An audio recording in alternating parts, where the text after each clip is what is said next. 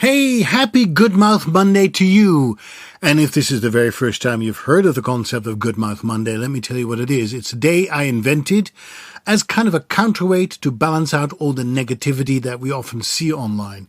We're bad-mouthing people, and I don't even know why we're doing it because it's so nasty and there's no reason. But I think people feel anonymous. They can hide behind fake identities. And in social media, when you're not face-to-face, it's easier to say nasty things. And I don't think we need more of that. We need more good mouthing in the world. So Goodmouth Monday is a day where you sing the praises of someone who deserves more credit and is not getting it. And today I want to sing the praises of a colleague of mine, and his name is Paul Payton.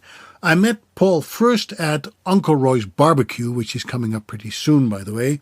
And he's a voiceover colleague and musician of mine. And the great thing is when you talk to Paul for the first time, you already have the feeling that you're speaking with an old friend, somebody who's deeply interested and immediately accepts you for who you are.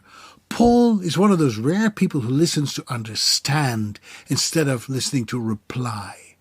This is something very few people can do, and when it happens, it's such a great gift.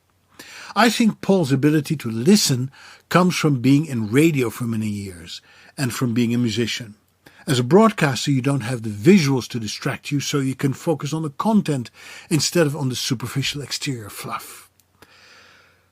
In radio, you can't hide behind a mask.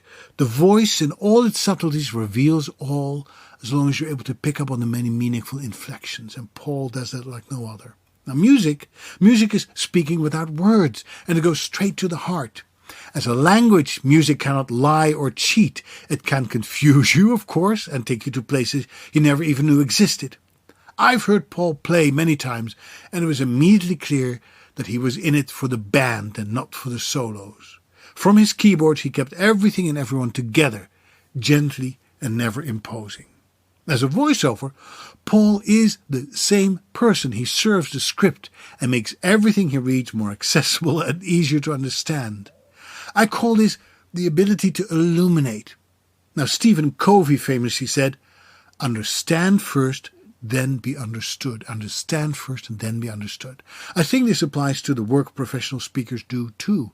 If we wish to be understood, we have to understand first. Now, people like Paul, who are primarily focused on others, are often hard to get to know because they don't like talking about themselves. So when I got an email recently from him indicating he had gone through some health challenges, I was taken aback. How did I not know he was feeling not 100%? Paul said he might have mentioned it to me, but I couldn't recall he ever did. And of course you wouldn't want to rely on my memory for anything these days, but I also think Paul didn't want to burden anyone with what he'd been going through. Paul Payton is one of the most selfless colleagues in the business, and he definitely deserves to be celebrated on Goodmouth Monday. Paul, this one's for you. All the best and take care.